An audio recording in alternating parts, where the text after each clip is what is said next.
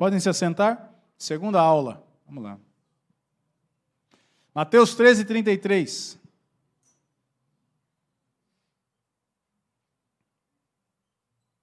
Mateus 13:33, versículo seguinte, nós lemos. Vamos mencioná-lo aqui. Disse-lhes outra parábola. O reino dos céus é semelhante ao fermento que uma mulher tomou e escondeu em 3 medidas de farinha, até ficar tudo levedado. Vamos ler de novo. Disse-lhes outra parábola. O reino dos céus é semelhante ao fermento que a mulher tomou e escondeu em 3 medidas de farinha, até ficar tudo levedado. Amém. Irmãos, sequência imediata, né? Das parábolas de Jesus sobre o reino. Então, fermento, micro-organismos, agentes que produzem transformação química, ou fermentação. Levedura, fungos que se reproduzem e que agem, né, na fermentação alcoólica, seja da cerveja, por causa da cevada, o vinho por causa da uva e o pão por causa do fermento.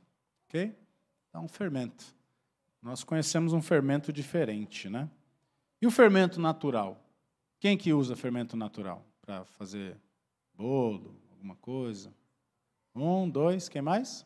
Fermento natural, né? Aquele de saquinho. No... 2 pessoas? 3? Ah, então a gente precisa aprender a fazer fermento natural. Vamos ver. Tem um vídeo para a gente aí, por gentileza? Vamos, Bel. Então vamos lá, vamos aprender. Vamos ver se vocês anotam a receita. Como faz fermento natural. Olá, nesse vídeo eu quero mostrar para você como você pode fazer o seu fermento natural em casa de uma maneira bem simples e descomplicada.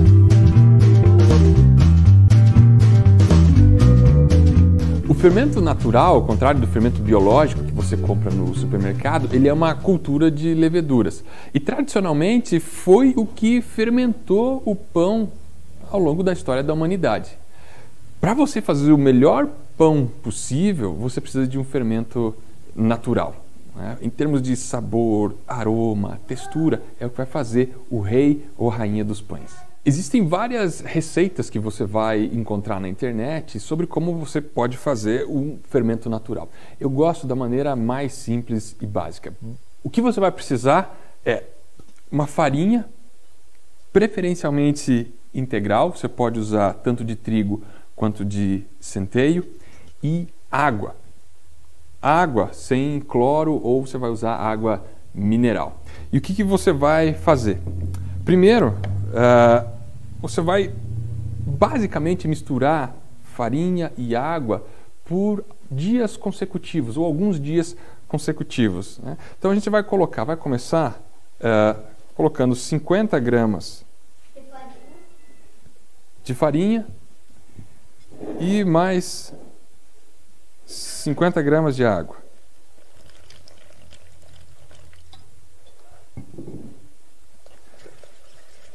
E aí mistura. Quanto mais você misturar, melhor, porque você vai aerar essa massa. Além disso, você ajuda a capturar alguns micro-organismos que vivem no ambiente, que estão presentes na própria farinha, no trigo, e que vão começar a fermentar essa massa. Eu vou misturar isso aqui mais ou menos uns 5 minutos. Uma vez que você misturou bem a farinha e a água, é só deixar essa massa descansar.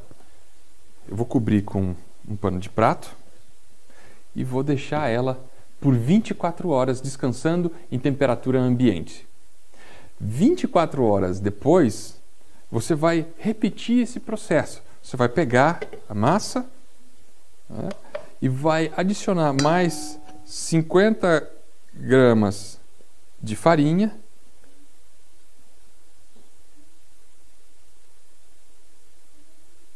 e 50 gramas de água.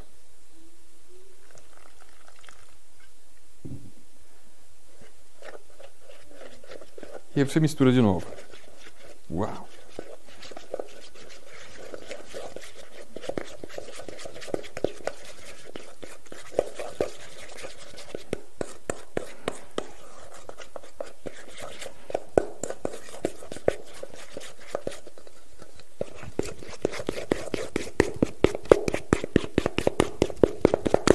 Você misturou e você vai deixar essa massa descansar de novo por 24 horas. E vai repetir esse processo 24 horas depois, até que você perceba que a massa comece a fermentar. Eu tenho uma que eu comecei há 3 dias atrás. E se você olhar, já dá para perceber nessa massa que tem atividade de fermentação acontecendo. Como que eu sei isso? Pelas bolinhas que estão sendo formadas aí na superfície. Nesse momento, eu continuo alimentando o meu fermento, né? Ou o meu fermento natural. É o que eu vou fazer agora com essa massa. E eu vou de novo, né? Essa aqui vai ser então agora a 4ª vez que eu vou alimentar ela, mais 50 gramas de farinha e 50 gramas de água. E vou misturar de novo. De novo descansar 24 horas. Você vai começar a perceber que ela começa a fermentar mais rápido. Isso significa que o seu fermento natural está estabilizando. Eu já tenho uma outra massa que eu preparei só para mostrar para você, e essa aqui está com 5 dias de fermentação, né? ou de alimentação. E você vê que, olha só como é que está a atividade dessa massa. Ela está super aerada e o meu fermento natural está pronto. Nesse momento, né, o que você vai fazer? Você vai guardar um pouco dessa massa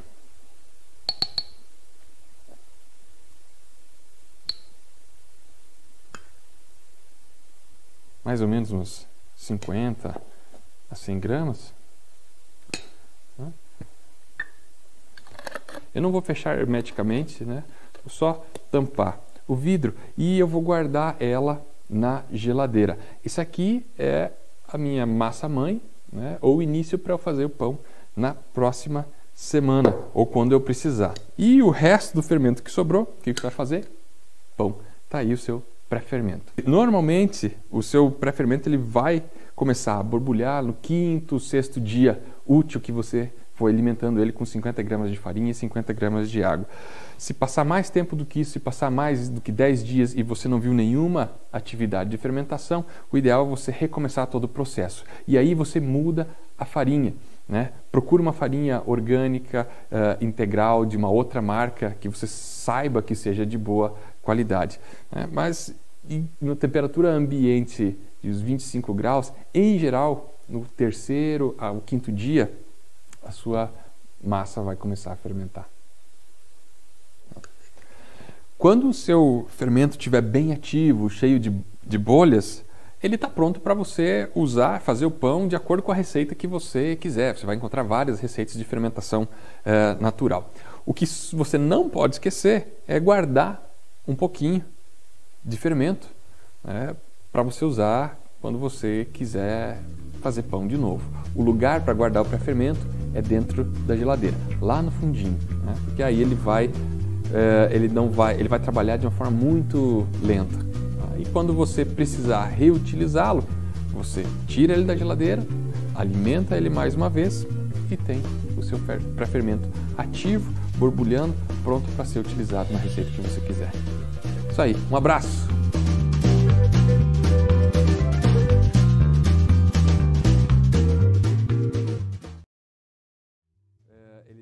Ele vai trabalhar de uma forma muito lenta. E quando você precisar reutilizá-lo, você tira ele da geladeira, alimenta ele mais uma vez e tem o seu pré-fermento ativo, borbulhando, pronto para ser utilizado na receita que você quiser. Isso aí, um abraço!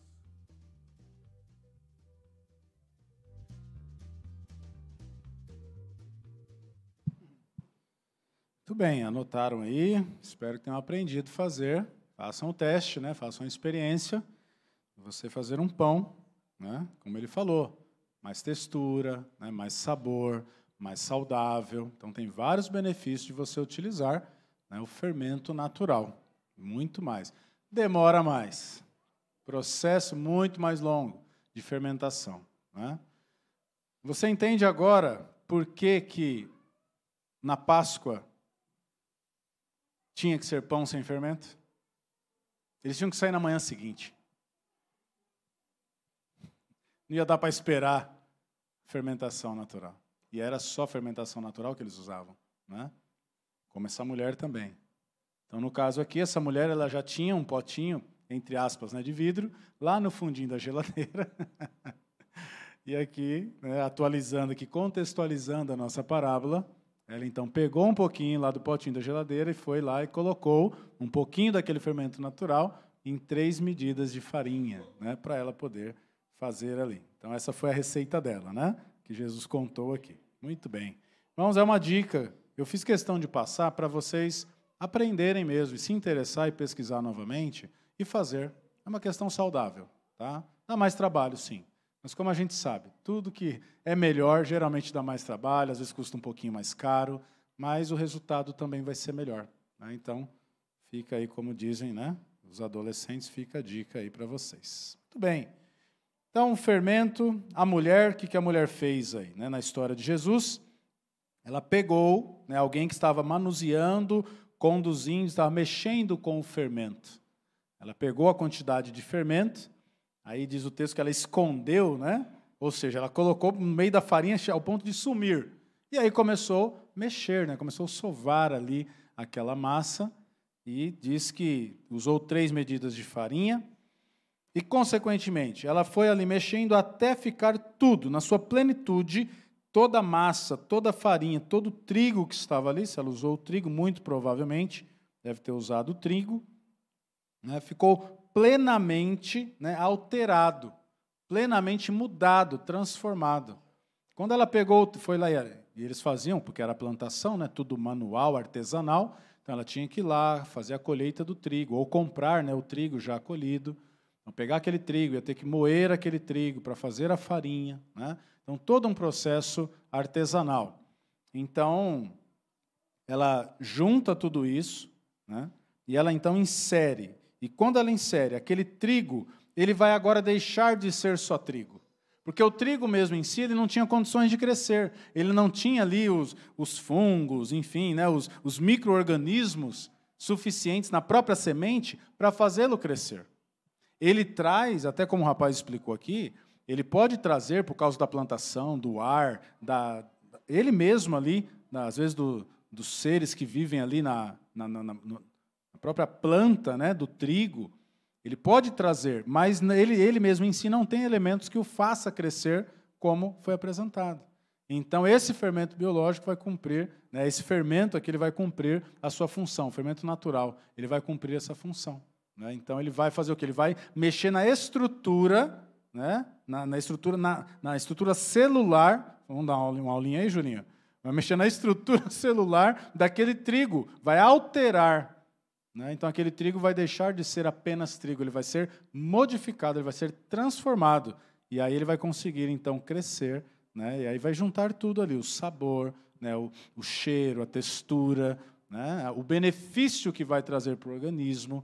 Comer só o trigo era uma coisa, as pessoas comiam só o trigo na época, eles mastigavam as sementinhas. Tanto que eu mencionei aqui que os discípulos de Jesus estavam passando, né, provavelmente num trigal, começaram a pegar a sementinha para comer. E aí tomaram a dura, né? Jesus tomou uma dura porque os discípulos estavam fazendo isso. Então eles comiam esses grãos também, né? Estavam de passagem, não dava tempo de fazer o pão ali, mas eles até comiam. Então, houve toda essa influência, essa alteração, né, foi ao ponto daquele trigo se tornar, então, útil, né, para ser comido, para ser ingerido. Então, basicamente, é isso que acontece. Foi isso que aconteceu na ilustração que Jesus colocou, né, dizendo que o reino de Deus ele é semelhante, ele é como um fermento que a mulher pegou e colocou na massa. E ela movimentou ali aquela mistura ao ponto de ficar tudo levedado, tudo alterado, tudo diferente, né, modificado. Manteve as características do trigo, vieram novas características ali dos seres vivos, né, que micro-organismo e companhia, e então, no final, teve ali a massa do pão, estava pronta, né, para se ingerir. Muito bem, foi isso que Jesus disse. A primeira parte da nossa mensagem, a primeira parábola, nós vimos sobre o poder de expansão do reino, né? O poder de bênção que essa expansão causou na vida das pessoas. Agora nós vemos o quê? O poder da transformação, o poder de transformar a estrutura, de mexer, de modificar, né, de interferir, que esse reino tem. É esse fermento. Ele muda toda a estrutura. O reino de Deus, quando nós nos submetemos ao reino de Deus, fazemos parte do reino de Deus, nós somos mudados. O reino de Deus em nós nos transforma, muda a nossa vida. Pronto, amém. Vamos orar. Essa é a lição. Essa é a lição. A transformação, a mudança. Quando nós entregamos nossa vida a Cristo, o primeiro dia que nós submetemos nossa vida ao governo de Deus, coisas começaram a mudar. A primeira foi sobrenatural e espiritual, que nós não vimos, nós não enxergamos. Que foi o mundo espiritual. Nós fomos tirados das trevas. No mundo espiritual aconteceu isso. O diabo dominava a nossa vida. Mas Jesus foi lá através de alguém que nos pregou o evangelho desse reino. Então, com poder, nos tirou da mão do domínio do diabo. Nós fomos trazidos para o reino da sua luz, né, do seu Filho amado, Jesus Cristo. Isso foi sobrenatural. Nós não vimos isso acontecendo no sobrenatural. Nós vimos o dia que nós viemos na igreja, ou em um outro local, quando você entregou a vida a Jesus. Nós presenciamos ali, entendemos o Evangelho, ouvimos um convite para entregar a vida a Cristo e tomamos a decisão, então, de viver sob esse reino. E aí nós começamos, né, conhecer a palavra de Deus e aprender que coisas tinham que ser mudadas nas nossas vidas. Coisas tinham sido mudadas espiritualmente, das trevas para a luz, da morte para a vida, né? Sentença de morte sobre nós versus nome no livro da vida. Então isso nós já recebemos. Agora, a partir daí, a mudança começou. A mudança começou. Eu quero agora fazer um exercício bem rápido e simples com você. Você vai fechar os seus olhos, vai tentar voltar no tempo, lá no dia que você encontrou a Cristo, ou Cristo te encontrou, quando você começou a fazer parte do reino de Deus. Vou contar até 15 só aqui, bem baixinho, 15 segundinhos, para você tentar lembrar como você era, as coisas ruins que você fazia. Nós, né? Você não, nós, né? Tranqueira que a gente era. Você vai lembrar aí um pouquinho. E vai ver se mudou alguma coisa foi mudando. Vai lembrando aí quem era você lá e as mudanças que foram acontecendo. Fecha os olhos agora. Vou te dar 15 segundos para fazer isso, bem rápido.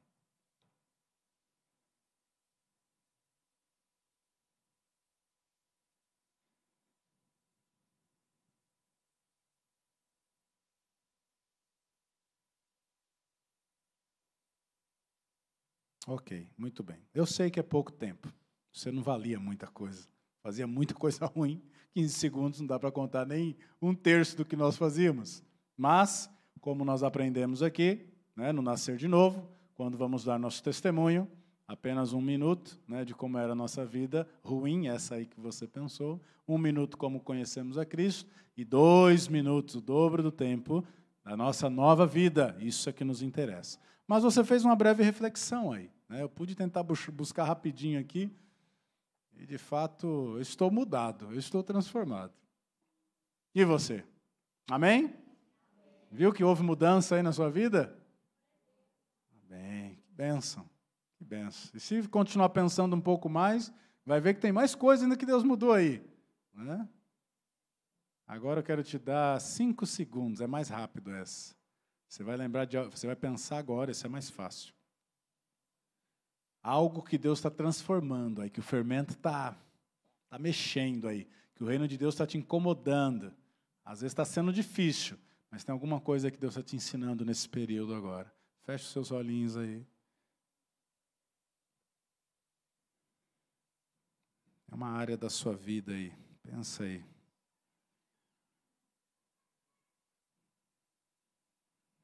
Muito bem, muito bem. Depois você pode fazer esse exercício orando, né? Com calma, naquela oração que aprendemos aqui na sexta-feira, diante do reino e desse rei que aprendemos ontem. Vamos fazer mais essas orações aí. Muito bem, quem sabe Deus está aí transformando uma área da sua vida ainda. Porque não bastou entregar sua vida a Cristo naquele dia, que foi o maior e melhor dia da sua vida, onde Jesus mudou a sua história, mudou a minha história, nos deu uma nova vida. E hoje nós vivemos em novidade de vida. Vivemos a vida de Deus em nós. E isso tem que ser contínuo, não é? É uma continuidade, não para, não para. Como eu disse na primeira parábola, não subestime o reino de Deus. Deus quer continuar mudando a sua vida e mudando a minha vida também. Há coisas aí. É claro, irmãos, eu sempre falo isso e não falo com orgulho e não falo com receio. Eu erro muito menos hoje do que eu errava quando eu comecei a caminhar com Cristo. Eu tenho convicção, eu avalio minha vida, irmãos. Eu erro, mas eu erro muito menos do que quando eu comecei. Muito menos. Eu acerto muito mais do que quando eu comecei a minha caminhada. Por quê? É um processo de fermentação, de levedura. É o reino de Deus movimentando, mudando essa minha estrutura. Mudando quem eu sou. Para que eu deixe de ser quem eu sou e quem às vezes eu gosto de ser, a minha carne gosta de ser, para ser o que Cristo quer, o que esse reino quer que eu seja. Essa é a oração certa, como aprendemos na sexta. Senhor, eu quero ser o que o Senhor quer que eu seja. O que você quer ser profissionalmente? É legal a gente pensar aqui na nossa esfera humana, né, acadêmica, profissional. É legal a gente pensar, tentar se projetar na vida, buscar, lançar um objetivo e correr atrás. E Deus abençoa quando fazemos isso. E tem que fazer. Mas orar, e quem sabe você ainda não está nesse processo, ou está num novo processo desse na sua vida, a melhor oração é: Senhor, está tudo aqui, ó. O que eu quero ser, quanto eu quero ganhar, onde eu quero trabalhar, está tudo aqui. O que eu estudei, o que eu estou estudando, o que eu vou estudar, está tudo aqui. Mas isso é o que eu estou te apresentando, Senhor. Agora, o que o Senhor quer para mim? Essa é a oração certa. O que o Senhor quer para mim? Irmãos, isso é o reino movimentando, mudando nossa vida. Porque quando nós começamos no reino de Deus, a gente chega mandando Deus fazer tudo. Ai, Deus, faz isso. Deus, faz aquilo. Muda aquilo lá. Deus, olha a minha família. Faz isso nessa pessoa. Deus, o meu trabalho. A gente vai mandando em Deus. Mas é o começo, Deus entende. Deus deve ter um senso de humor razoável ali, com todo o temor, viu, Senhor? Com todo o temor. Mas Ele deve olhar para a gente e dar risada. Deve dar risada da gente. No bom sentido, como um bom pai que ri do seu filho, né? Fala, moleque, menina, né? E dá risada. A gente, no começo, como nova criatura, né? A gente quer pedir para Deus fazer tudo. Será que você está nesse momento? Mandando Deus fazer um monte de coisa? Pedindo para Deus fazer um monte de coisa?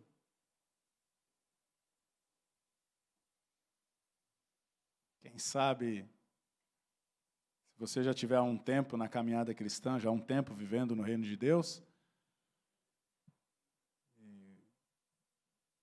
se nós estivermos fazendo isso, pode ser que deu errado o fermento. Caiu alguma coisa lá e contaminou o processo. Porque quanto mais tempo nós ficamos fermentando, quanto mais tempo o reino de Deus vai mexendo na nossa vida, nós vamos ficando mais parecidos com Jesus. E aí nós vamos ter que orar como Jesus. Pai, não tem jeito, né? Eu vou parafrasear, né? Getsemane, madrugada ali, já antes da sexta-feira, madrugada da quinta para sexta. Pai, é possível passar esse cálice? Tem outro jeito de o Senhor resolver isso? Mas se não tiver, tudo bem, faça a sua vontade. Quanto mais o reino de Deus movimenta em nós e muda a nossa estrutura, irmãos, mais nós vamos ficar parecidos com Jesus. Até porque, resumindo, o reino de Deus é Cristo. Cristo é o governo de Deus, Cristo é o reino de Deus. E quanto mais nós somos envolvidos, quanto mais Ele age na nossa vida, nós vamos deixando de parecer mais o Saulo, eu vou deixando mais de ser Saulo, e vou sendo parecido com Cristo. Em todos os segmentos que eu tenho relação, que eu faço parte, eu vou parecendo mais com Jesus. Nas minhas orações, na minha leitura, no meu relacionamento, no meu tato com as pessoas. Eu li uma frase uma vez no WhatsApp, como eu digo, às vezes tem coisa boa também nas redes sociais, às vezes aparece coisa boa. E faz bem o pastor Uri de não ter redes sociais.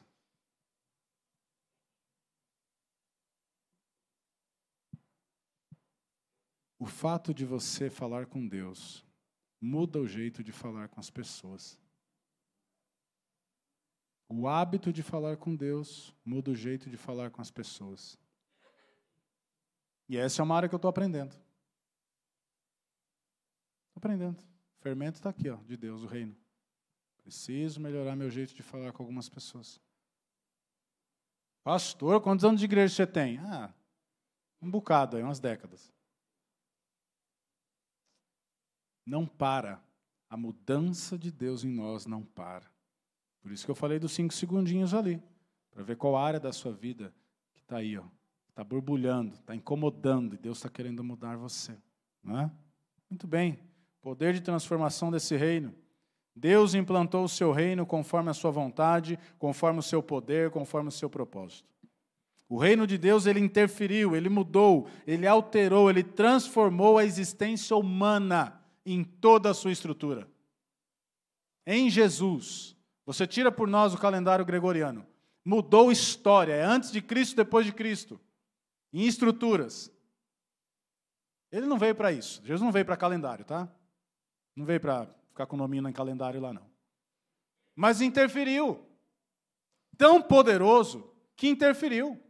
As pessoas chegaram à conclusão que tinha que fazer parte da história. O Jesus histórico. Aí. Mas Cristo, quando veio, ele interferiu, ele mudou a estrutura da humanidade. Humanidade. Deus havia ficado 400 anos sem usar um profeta, uma pessoa, sem falar. 400 anos de silêncio, entre Malaquias e Mateus. 400 anos. Nós não sabemos o que é isso, não viveremos isso, não dá para ter noção. 400 anos sem ouvir Deus falar, sem Deus falar com as pessoas. Silêncio total. E aí quando ele resolve falar de novo, é na pessoa de Jesus. Deus agora em contato de novo com a humanidade, em Jesus. Por isso que nós cantamos aqui essa música. E tem que ser mais cantada essa música. E ensinar mais a igreja essa música da Raquel Novaes. Jesus é o centro de tudo. Tudo, tudo e tudo. E até do que a gente não sabe, Ele é o centro de todas as coisas. Tudo, tudo, tudo. Então, quando Ele veio, o seu reino, Ele interferiu, mudou, alterou, transformou a existência humana e toda a sua estrutura, física, natural, metafísica, espiritual. As coisas ficaram claras e muito bem definidas quando Cristo veio para a Terra. Aí as coisas ficaram claras. Aí as coisas começaram a ser reveladas de fato, depois de 400 anos de silêncio. O reino de Deus interferiu. Deus, ele começou a demonstrar o seu amor. E Deus, ele agora também se revela e manifesta, ele se aproxima da sua criação caída e do seu povo, o povo judeu que estava apático, alheio à sua missão, como vimos no contexto dessas parábolas. O amor de Deus agora é manifestado na pessoa de Cristo. E João, entendendo isso, falou, olha, Deus amou o mundo de tal maneira. Deus amou a humanidade de tal maneira que deu o seu único filho gerado, para que todo aquele que nele crer não pereça, mas tenha a vida eterna. Isso é mudança. Isso é mudança de estrutura. Porque agora, com a vinda, com essa expansão que vimos na primeira parábola, a expansão, a bênção, agora você tem a transformação e a interferência desse reino. Porque agora em João 3,16, está claro que ele veio por amor, mas aqui já começa uma separação, uma divisão. Para que todo aquele que nele crê, é um grupo. Mas os que não creem. E aí quando ele comissiona os seus discípulos, ele deixa claro que quem crer e foi batizado será salvo. Está de um lado. E quem não crê já está condenado, está do outro. Mudou. Quando Jesus chegou, as coisas mudaram. Ficou tudo muito claro. Tudo muito claro. Quem crê e batizado, agora é salvo, tem vida eterna. E quem não crê em Jesus, no seu reino, no rei desse reino, agora está condenado. E João Batista pregando, depois do texto de Jesus com Nicodemos ainda, no capítulo 3, ainda no verso 36. João 3,36. Aí, pastor, estou decorando o texto ainda, hein? Você falou ontem aí. Aquele que recebe o Filho tem a vida. Aquele que rejeita o Filho não tem a vida, e a ira de Deus permanece sobre ele. Quando o reino de Deus veio, as coisas mudaram. Interferiu, as coisas agora ficam claras. Quem é quem?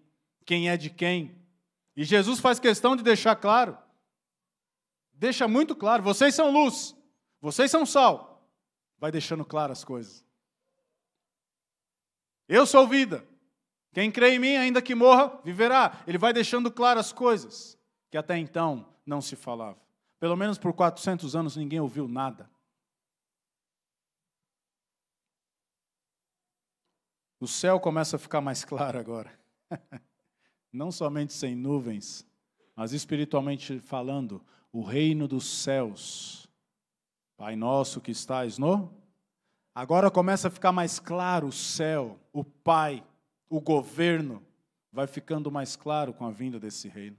E isso vai interferindo e vai como um fermento, vai mexendo na massa da humanidade. Vai mexendo nas estruturas religiosas. Ao ponto de líderes religiosos, que então viviam uma tradição, viviam somente uma religião, mas eu não sei se já tinha passado ou não, mas começou a passar agora pela mente e coração desses homens o desejo de morte, o desejo de cometer assassinato. O reino vem e começa a mudar as coisas. Sacerdotes, líderes religiosos, começam agora a querer se tornar assassinos. Como assim, pastor? Não estou entendendo. Começaram a querer matar Jesus. Porque a sua mensagem, a mensagem do reino, começou a abalar as estruturas religiosas. Começaram a ficar com medo porque a verdade bateu. E aí dá medo. Quando você descobre a verdade, dependendo da verdade, a gente fica com medo. É assim. As enfermidades são assim. Quando a gente descobre uma enfermidade, dependendo da enfermidade, a gente fica com medo. Quando muito, em pânico. A verdade tem esse poder. E Jesus é a verdade. E Jesus veio, esse reino veio. E as pessoas começaram a ficar com medo dele. O caminho estreito e o caminho largo, agora começa a ficar muito mais claro. Quem segue no caminho estreito, quem segue no caminho largo. E qual é o final desses dois? Os filhos de Deus e os filhos do diabo. Começa a ficar mais claro quem são. O reino de Deus trouxe luz, interferiu no entendimento das pessoas, nas estruturas, até na política. O Herodes manda matar os meninos, manda matar, acaba com as crianças até 2 anos. Está vindo um outro rei aí, se sente amedrontado. Tudo está definido, tudo está determinado, tudo está escrito, porque o reino veio e começou a interferir, a mudar as estruturas, como o fermento mudou a farinha, o trigo. Poder de interferência, de mudança de estrutura. Né? A obediência ficou mais clara agora o que é obedecer e como obedecer. Jesus, o exemplo de obediência está lá em Hebreus. Né? Hebreus 5:8. Embora sendo filho, aprendeu a obedecer por meio do que sofreu. Obedeceu, deixou o seu exemplo. Sofreu, pagou caro, mas deixou o seu exemplo e obedeceu ao Pai. E deixou a referência para nós.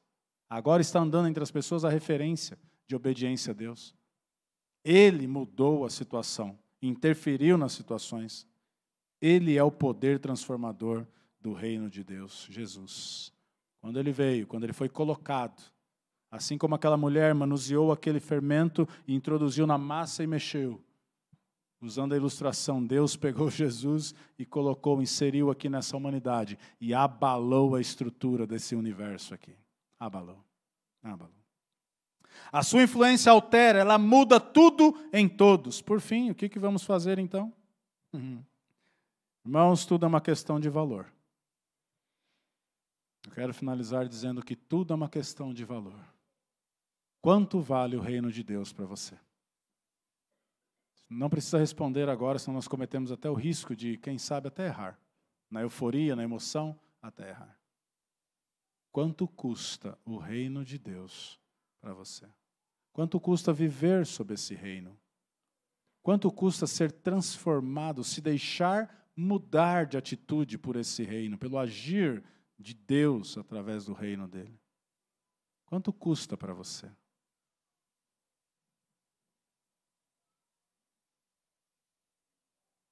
Tudo é uma questão de valor, irmãos. Quanto vale? Você vai se deixar alcançar por esse reino definitivamente? Você vai se entregar definitivamente, de uma vez por todas, para sempre, para esse governo?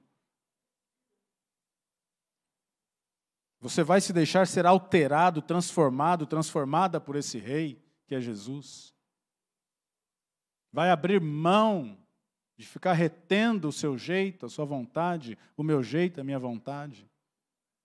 Quem sabe você tem medo? Quem sabe a gente não tenha medo? Ah, mas e se eu fizer isso, será que não subestime o reino de Deus? Nós aprendemos na primeira parábola. Se a gente fica inseguro, fica com medo, a nossa fé, lembra do que Jesus falou? Homens de pequena fé, vocês estão com medo. Não tenham medo, homens de pequena fé. Tinha fé, mas estava pequena, não estava agradando a Deus. Deus quer uma fé forte, firme, grande. É uma questão de escolha, irmãos, decisão. Quanto vale para você? Eu quero dar um exemplo para você.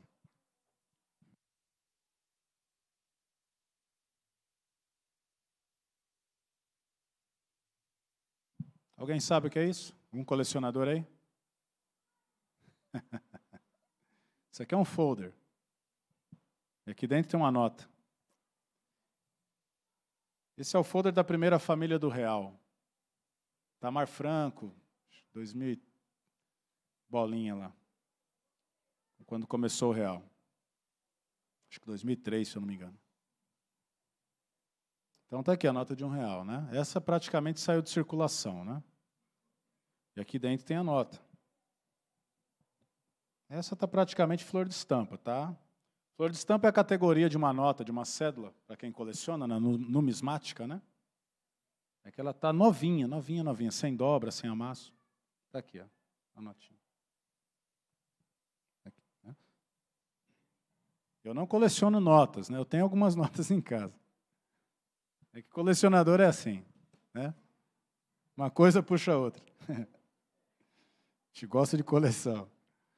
Eu tenho até coleção de embalagem de café lá, de um cafezinho lá. São pouquinhas. Não tem muito espaço lá, a Sirene vai ficar sem espaço em casa e não vai dar certo. Essa aqui é de R$2. Essa já está mais judiadinha, mas é original ainda, né? De R$2. Primeira família, foram 2 famílias que foram lançadas. Você vai entender porque eu estou falando isso. Essa está flor de estampa. Não, essa não. É da segunda família. Essa aqui está meio gastinha, mas é a original ainda. Às vezes aparece alguma dessa por aí ainda, de 5, né? Antiga. Se você olhar esse número aqui, você já vai ver que ela é bem diferente. E o tamanho também. A 5 da segunda família é pequenininha, né? E esse número é diferente. Só aí você já identifica. Essa é de 10. Mesma cor. O tamanho e o número já dá diferença significativa da outra. Estamos falando de valores, tá, irmãos? Valores. Tudo depende do valor. E essa aqui? Quem tem uma nota dessa? De polímero? De plástico? Lembra? R$10 de plástico? Ninguém tem?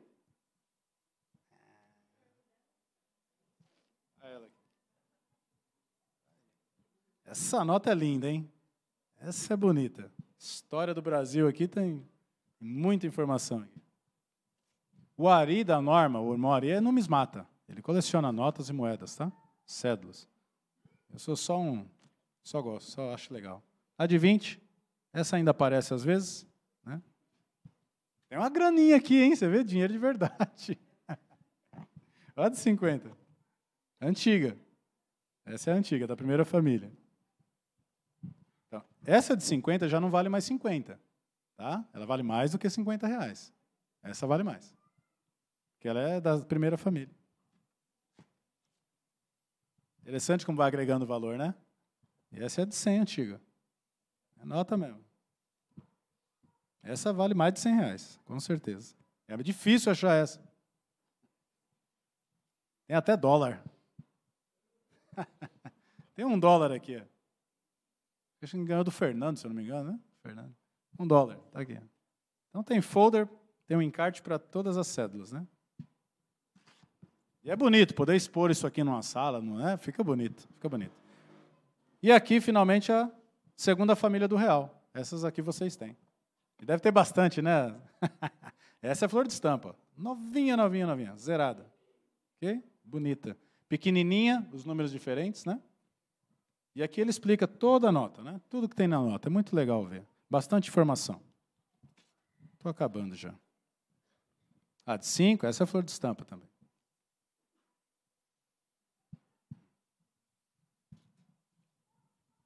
A de 10. Alguém já está pensando aí, será que vai chegar no Lobo-Guará? E alguns estão falando, o quê? O que é Lobo-Guará? A de 20 aí também, flor de estampa, bonitona. Essas são mais fáceis de pegar flor de estampa, né? Às vezes você vai no banco lá, sai aquelas notinhas e vê uma novinha, novinha. A de 50. Flor de estampa também. Tá bonita.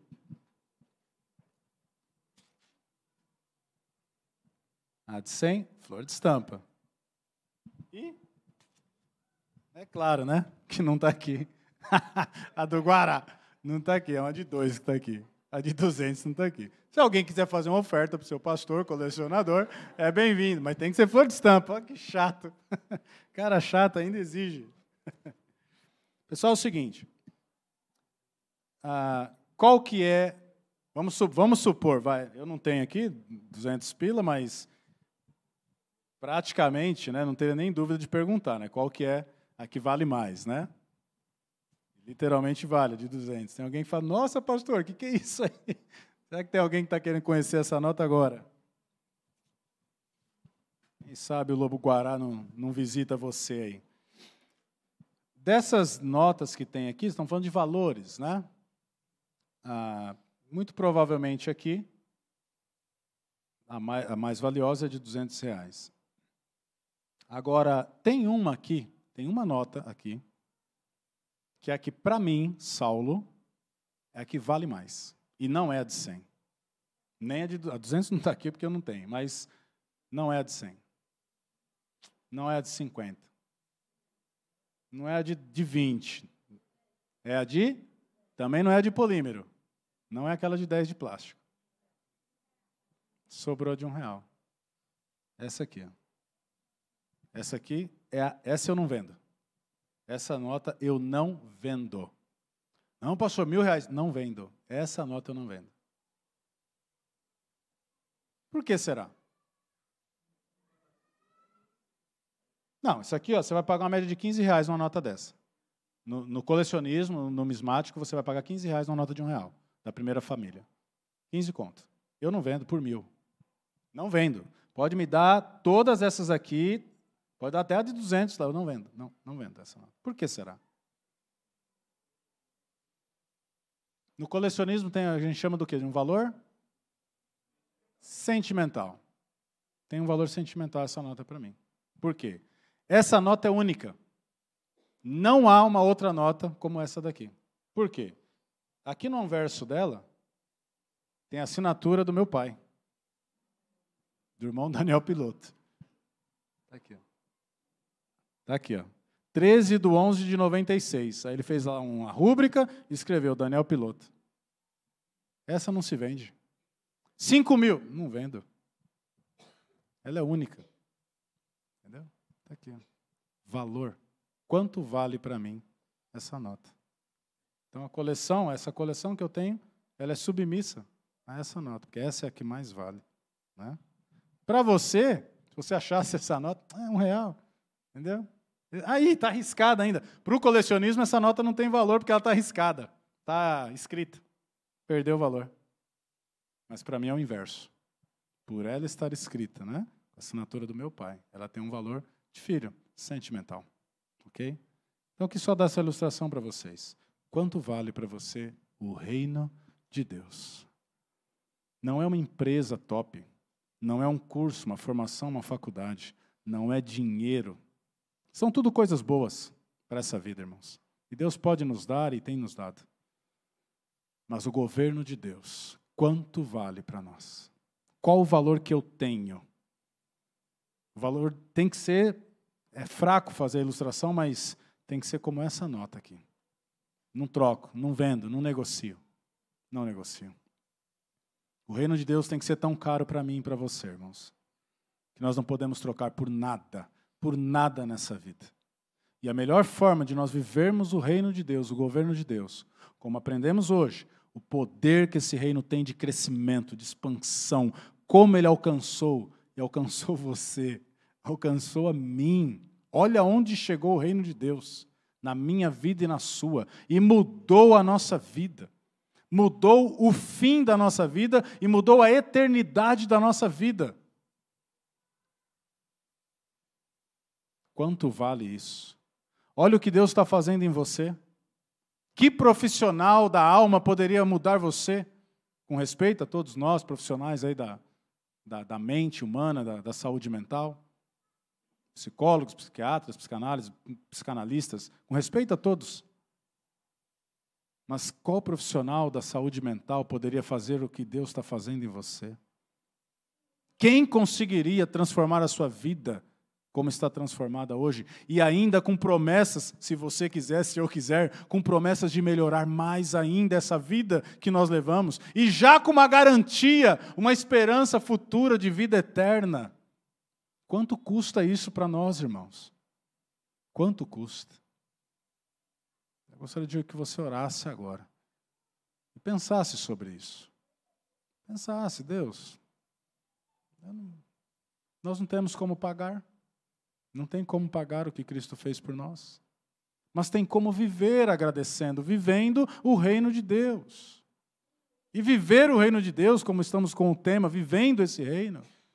Gente, tem que fazer jogo duro com a carne. A gente sempre fala, não tenha dó de você. Mortifica a sua carne, seu pior inimigo. E eu não canso de dizer, irmãos, biblicamente, diabo, um abraço, está condenado, vai queimar no inferno. Como o pastor falou ontem aqui, não vai reinar coisa nenhuma, vai queimar no inferno como todo mundo. Destrói vidas, destrói estruturas também, abala um monte de coisa. Mas na minha vida ele não toca. Não tenho medo do diabo, não tenho. Mundo? O que é o mundo? O que esse mundo poderia me dar em vista de tudo isso que o reino já me deu? Isso é loucura. Seria loucura abandonar Cristo e o seu reino para querer ter algo desse mundo. Não passa pela mente, não dá para passar pela cabeça. Deu problema na fermentação aí. Quem faz isso teve problema. Contaminou a massa. Contaminou a mente. Para trocar o mundo, os prazeres desse mundo. Esse mundo não tem nada para mim, nem para você. Agora a minha carne, irmão, aqui que pega. É aqui, ó. É aqui. Desce eu tenho medo. Por isso eu tento mortificar todos os dias. Por isso, irmãos, temos que rever como está o nosso valor em relação ao reino de Deus. O reino de Deus é isso aqui, ó. Se você não vem aqui, você não está valorizando o reino de Deus. O reino de Deus é uma semana de oração. Se você não vem numa semana de oração, quanto vale para você? Alguma coisa valeu mais do que estar aqui orando com a gente. Você não vem na escola dominical, valeu mais ficar dormindo do que estar aqui com a gente. Pô, mas quem veio aqui também podia dormir e descansar final de domingo. Nós temos que rever, irmão, senão nós vamos continuar capengando essa vidinha. Se a gente não está conseguindo fazer isso, que dirá se vir uma pressão sobre nós? Que dirá se vir uma perseguição sobre nós? Nós vamos sucumbir. Porque o reino vale pouco para nós. Poxa, está valendo 2 contos. Está valendo 5 contos. 5 reais, 2 reais. Figura de linguagem. Está valendo pouco. Temos que mudar. Não conseguimos acompanhar a agenda da igreja. Que dirá uma perseguição? A gente vai sucumbir. Nós vamos cair. Eu escolho o culto que eu vou. Nós vamos cair, irmãos. O reino de Deus não tem espaço para nós desse jeito. É aqui, ó, é na carne. O diabo, ele vai preparar ciladas nesse mundo. Eu só vou cair nela se eu tiver ruim na carne. É isso, se minha carne estiver forte. Nós precisamos rever isso. Coisas simples que eu estou dizendo. Agenda de igreja. Que dirá a nossa vida aí fora. Como que está a sua vida aí fora? No mundo. Quantos você está salgando? Quantos nós estamos iluminando e tirando das trevas? Que valor tem isso para nós? Irmão, se nós não formos tratados aqui na nossa mente, no nosso coração, sobre a questão de quanto vale, a gente sucumbe. A gente vai levar essa vidinha média. Tem muito mais coisas de Deus para você. Mas você não pode depender de mim somente. Você tem que tomar a decisão e fazer, e colocar em prática. Por exemplo, nós não temos aqui, está lá quando você pede a membresia ou o batismo, e agora eu tenho que ser enfático, tá? Estou bravo não, estou tendo que ser enfático. Então, quando você pede o batismo ou membresia, um dos itens está lá. Nós não temos lista de usos e costumes e proibições nessa igreja. Nós ensinamos a palavra de Deus para que os membros pratiquem. Nós não vamos ficar pendurando lista, isso pode, isso não pode, é assim, é assado. Não vamos, irmãos. Para aqui a gente ensina a Bíblia para você e você coloca em prática. Como um cidadão do reino, como uma cidadã do reino. Eu não tenho que colocar uma lista ali que é proibido, é pecado falar gíria. Pô, aqui já está escrito. Já está escrito que não seja usar palavras torpes. O vosso falar. Pô, já está escrito aqui, eu não preciso ficar colocando listas de proibições. Viver como cidadão do reino é nada desse mundo. Nada. Nada desse mundo nos interessa. Copiar coisas desse mundo. Não ameis o mundo e nem o que no mundo há. Tem um monte de coisa legal nesse mundo aí. Mas não para um cidadão do reino de Deus. Houve mudança, houve transformação. É possível que a nossa estrutura foi mudada, foi abalada. Agora eu começo a ter desejo de coisas mundanas de novo. Não, está errado, está contaminando a massa. Mente contaminada. Tem que rever isso, igreja. Irmãos, família, minha família. Tem que rever isso. Quando você lê a Galeria dos Heróis da Fé, tem uma sentença lá que me mói, me põe no chão. Homens dos quais o mundo não era digno. Olha isso! O mundo não era digno de ter aquelas pessoas vivendo entre eles, de tão santos que eram. Da inveja. Será que essa sociedade nossa é digna de nós? Ou está tudo certo? Nós somos o que eles têm mesmo e é isso aí, é o que tem para hoje. Esse mundo anseia com expectativa a manifestação dos filhos de Deus. Pessoas do reino, que são diferentes. Aí a pessoa olha para nós, eu também tenho isso aí. Você é crente? Eu tenho um também. Olha isso aqui. É tudo igual. Fala do mesmo jeito, se comporta do mesmo jeito, se relaciona com pessoas do mesmo tipo. Tem diferença mais. Cidadãos do reino, irmãos, nós somos cidadãos do reino. É diferente. O fermento mudou, interferiu, transformou, deixamos de ser trigo. Agora nós somos o que Cristo quer, temos que ser semelhantes a Cristo. Tem que haver essa diferença, isso está no valor. Está aqui, valor. Quanto custa? Quanto eu estou disposto a pagar? Se o reino de Deus for caro para nós, for valioso, nós vamos viver em função dele. Se não for, nós vamos continuar vivendo do jeito que estamos vivendo, achando que nós podemos escolher as coisas da nossa vida. Isso não é viver debaixo do reino de Deus. Que rei é esse que não governa a minha vida? Que reino é esse que eu mando, que eu decido? Para onde eu vou, quando eu vou, como eu vou? Não confere. Esse fermento mudou a estrutura daquele trigo. Ele já deixou de ser trigo para poder produzir resultado, poder ser útil, poder ser usufruído. Assim foi as nossas vidas. Antes a gente não valia nada. Não valia nada, só valia para Deus. Não valia nada. Condenados, pecadores, inimigos de Deus, miseráveis, não valíamos nada. O Senhor deu um novo significado para mim e para você, porque Ele interferiu e mudou a nossa vida. O reino de Deus interfere e muda a nossa vida. Quando esse mundo fizer assim para você, ei, psiu, você fala, bom, eu sou nova criatura, eu vivo o reino de Deus, sou cidadão do reino de Deus, vamos lá, Senhor, qual o próximo passo? E aí o mundo vai fazer assim de novo para você, ei, psiu, olha isso aqui, Quanto vale para você? As decisões que nós tomamos é o quanto vale. É só você fazer a sua avaliação. Você está onde vale. Você anda com quem vale para você.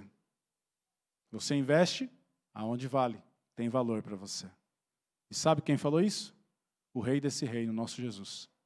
Aonde estiver o seu tesouro, ali estará o seu coração. O que for valor para nós, nós vamos viver em função disso. Curva a sua cabeça, vamos fazer essa reflexão agora orando ao Senhor.